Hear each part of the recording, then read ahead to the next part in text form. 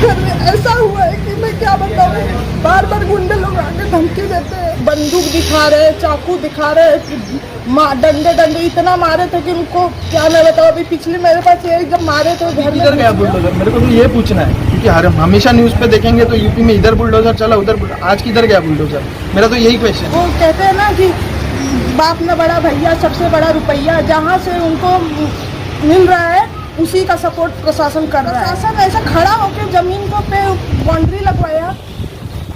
प्रशासन को पहले पूरा इंक्वायरी करना चाहिए। 10-10, 12-12 गुंडे को बुला के ऐसे कोई बंदूक, कोई चाकू, कोई डंडा लेके खड़े थे। उसके आगे मेरे लाचार माँ बाप क्या करते। उनका लड़का तो भारत का रक्षा कर रहा है, भूमि का रक्षा कर रहा है, तो उस फौजी के घर का रक्षा कौन करेगा? मेरा सभी फौजी भाइयों से मेरा हाथ जोड़ के निवेदन है कि मुझे सपोर्ट करिए, न्याय दिलाइए। आपके न्याय के बगैर कुछ नहीं होने वाला क्योंकि सरकार हमारा साथ नहीं दे रही है। आप सभी से मेरा निवेदन है फौजी भाइयों कि आप लोग देश की रक्षा कर रहे हैं, वैसे जैसे देश की रक्षा कर रहे हैं ना, एक अपने ही सैनिक के लिए आप खड़े रहिए। मुझे तो वर्ड नहीं मिल रहा कि मैं क्या बोलूँ क्योंकि हमारे पर ऐसी परिस्थिति बीत रही है। इसलिए आपसे हाथ जोड़ के बार बार निवेदन कर रही हूँ कि आप मेरा सपोर्ट करिए, मेरे पिताजी को, मेरे भाई को न्याय दिलाइए। 7080900567 पे कॉल करिए।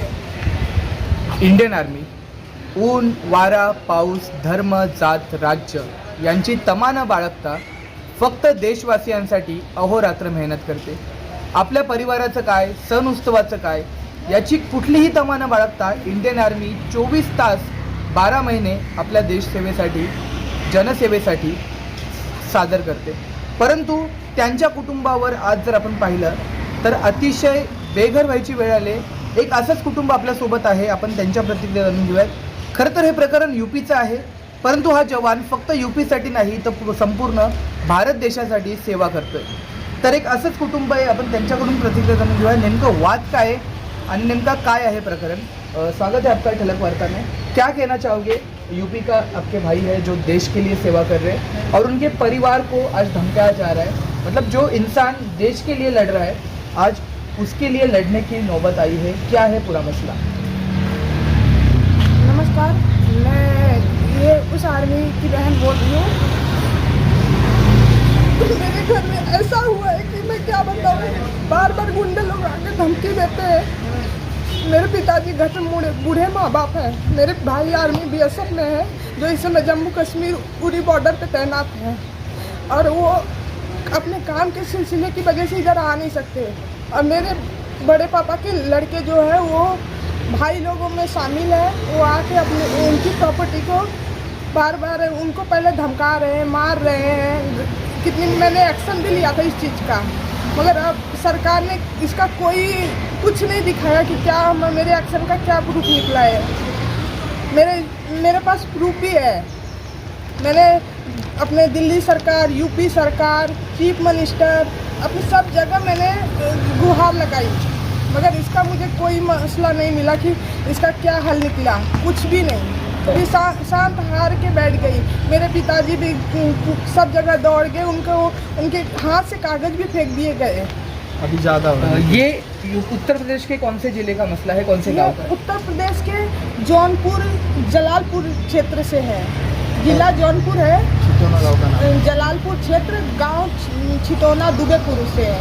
आपके बड़े चाचा है वो कुछ दबंगों को लेके यहाँ पे धमकाने का काम कर रहे हैं, तो हाँ। क्या कहना चाहोगे? किस प्रकार की पीड़ा उनको हो रही है? आपकी फैमिली को, आपके माँ बाप बुजुर्ग है, भाई आपके आर्मी में है तो आ नहीं पा रहे, कितनी तकलीफ हो रही है उनको? तकलीफ के बारे में तो मैं बता नहीं सकती क्योंकि उन लोग बंदूक दिखा रहे, चाकू दिखा रहे, डंडे इतना मारे थे कि उनको क्या मैं बताऊँ। अभी पिछले मेरे पास ये जब मारे थे घर में घुस के, तब मैंने एक्शन लिया था क्योंकि मेरे भाई उधर से आ नहीं सकते। अब मैं अपने पिताजी, मैं अकेली हूँ और मेरा एक ही भाई है और दोनों दूर है। मैं मुंबई में हूँ, वहाँ फंसा है। इसके लिए मेरे बूढ़े माँ बाप कुछ नाही कर पा रहे, असहाय, उसी का वो फायदा उठा रहे हैं। नक्कीच जर आपण पाहिलं तर हे अश्रू एका बहिणीचे आपल्याला पाहायला भेटतात की भाऊ जनहिताचं काम करतोय, भाऊ देशसेवेचं काम करतोय आणि बहीण मुंबईला असल्या कारणाने वयोवृद्ध आई वडिलांचा फायदा जो आहे तो त्यांच्या मोठ्या भावाने घेतला आणि त्या काकाने काय केलं की त्यांना काही गुंड्यांच्या मार्फत धमकवायचं काम करतोय। आपल्यासोबत पीड़ित पति आहेत, अपन त्यांच्या प्रतिक्रिया जाणून घेऊया। भाई क्या कहना चाहोगे, पिछले कई सालों से आपने इस मामले में फॉलोअप लिया है, लेकिन प्रशासन जो है यूपी पुलिस रहेगी या फिर उत्तर प्रदेश गवर्नमेंट रहेगी, उनकी तरफ से कोई भी जवाब आपको आया है, क्या कहना चाहोगे? नमस्ते। मैं बस ये बोलना चाहता हूँ कि ये जैसे कि मेरा ही साला नहीं, सब कोई मतलब जितने भी फौजी हैं ना उनको तो पहले धन्यवाद कहना चाहता हूँ, क्योंकि उनके वजह से पूरा देश सुरक्षित है। आप, मैं, जो कोई, ये सब अपने घर में बैठे हैं अच्छे से खा पी रहे। लेकिन अगर उनके ही घर वालों के ऊपर तकलीफ होता और यूपी सरकार ही हुए या कोई भी सरकार हो कुछ एक्शन नहीं ले रही है और वो देश की रक्षा कर रहा है, तो ये बहुत गलत है और इसके ऊपर एक्शन जल्दी से जल्दी लिया जाना चाहिए। और दूसरी बात कि हम लोग जाने वाले थे, लेकिन वो क्या, जो मेरे वाइफ के पापा वो बोलते कि आप लोग मत आओ, आप लोग अपना काम धंधा छोड़ के मत आओ इधर, हम लोग देख रहे हैं। लेकिन प्रशासन भी उधर कुछ हेल्प नहीं कर रहा, क्योंकि उधर उन्होंने स्टे ऑर्डर लाया था, वो दिखाया पुलिस को, तो उधर की पुलिस बोली कि भाई ये वैलिड नहीं है, तो अरे प्रूफ करो ना वो वैलिड नहीं है। तो वो हिसाब से प्रशासन को, उधर जो यूपी प्रशासन है उनको जल्दी से जल्दी एक्शन लेना चाहिए। और अभी किधर गया बुलडोज़र, मेरे को तो ये पूछना है, क्योंकि हमेशा न्यूज़ पे देखेंगे तो यूपी में इधर बुलडोज़र चला, उधर आज किधर गया बुलडोज़र, मेरा तो यही क्वेश्चन है सरकार से। प्रशासन की बात क्या अपील करेंगे, क्योंकि बूढ़े माँ बाप है, कल अगर उन पे जान के लिए कुछ होता है तो उसके लिए जिम्मेदार कौन होगा, प्रशासन के पास आपकी क्या अपील करेंगे? ये प्रशासन की जिम्मेदारी है, क्योंकि हम उनके यहाँ इतनी गुहार लगा दी, अनगिनतन गुहार लगाई जिसकी कोई गिनती नहीं है, मगर उन्होंने किसी प्रकार का एक्शन नहीं लिया है। वो कहते हैं ना कि बाप न बड़ा भैया सबसे बड़ा रुपया, जहाँ से उनको मिल रहा है उसी का सपोर्ट प्रशासन कर रहा है। हम बार बार उनके पास भाग रहे हैं मगर उसकी कोई वैल्यू नहीं है। उनको, मुझे तो ये समझ में नहीं आया, उसी खेत पे खड़े थे मगर प्रशासन ऐसा खड़ा होकर ज़मीन को पे बाउंड्री लगवाया।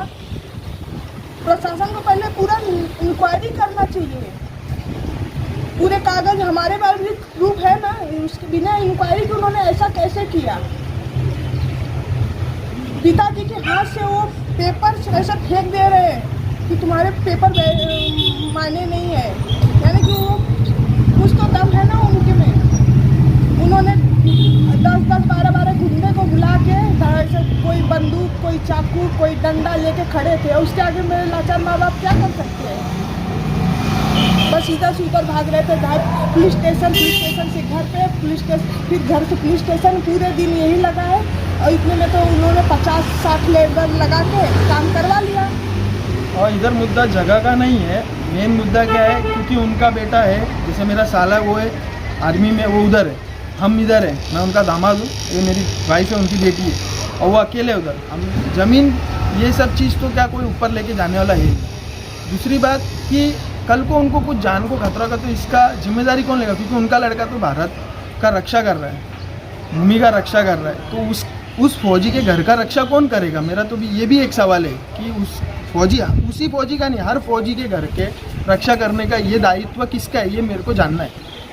नक्कीच जर आपण पाहिलं तर त्या तरुणावरती, त्या फौजीवरती काय बीतत असेल, जो घराची पर्वा न करता देशहितासाठी अहोरात्र लढतोय, परंतु त्याच्या कुटुंबावरती, त्याच्या आई वडिलांवरती अशा प्रकारची वेळ येणं खरं तर शोकांकिता म्हणावं लागेल। हे फक्त एका जमिनीचा विषय नाही आहे, तर हा प्रत्येक इंडियन आर्मी ऑफिसरसाठीचा विषय आहे, जो आपल्या परिवाराची तमाना बाळगता फक्त भारत देशासाठी अहोरात्र लढतोय, परंतु त्याच्या घरावरती अशा प्रकारची वेळ येणं, त्याच्या आईवडिलांवरती हतबल होण्याची वेळ येणं, त्याच्यावरती दबंगाई काही गुंडे पाठवून धमकावण्याचे प्रसंग येतोय, खरं तर देशाचं शोकांकिता म्हणता येईल।